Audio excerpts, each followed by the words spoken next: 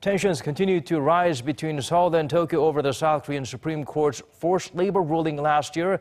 As the Japanese firm did not respond to the court's orders to compensate the victims, another court approved a petition to seize some of the company's Korea-based assets.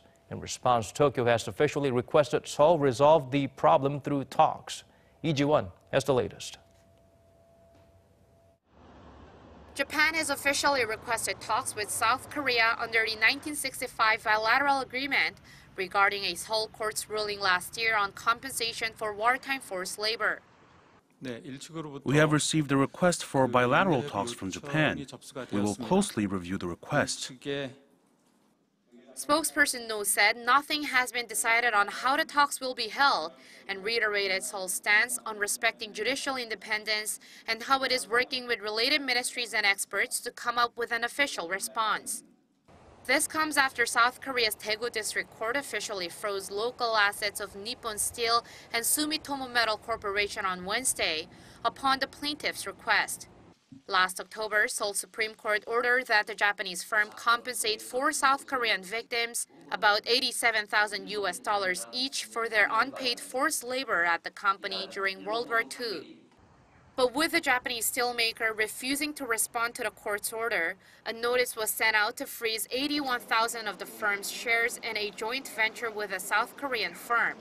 The shares are worth around $357,000. Japan has been strongly protesting the court's result, arguing that the issue was settled through the 1965 bilateral agreement that normalized ties between the two countries. With both sides standing firm, eyes are now on whether Seoul will accept the talks, which would be the first such talks under the treaty. A senior South Korean official at the Foreign Ministry told reporters Thursday that by the ministry's close review of Japan's request, it could mean that Seoul may re-request the talks to Japan, but add other controversial issues to the agenda. This could include talks over Japan's wartime sexual enslavement of Korean women, which Seoul requested in 2011 but was rejected by Tokyo. Meanwhile, in case negotiations don't work out, Japan is reportedly preparing to take the matter to the International Court of Justice. According to Seoul-based Yonhap News Agency, Japan's Yomiuri Shimbun newspaper, citing a Japanese foreign affairs official, said Tokyo has already chosen its lawyers and is getting ready for the international trial. The 1965 treaty also calls for an arbitration committee that involves a third country to resolve the issue, but this too will have to be accepted by the other side, in this case Seoul. The official said Japan will wait for Seoul's official response. Lee Ji-won, Arirang News.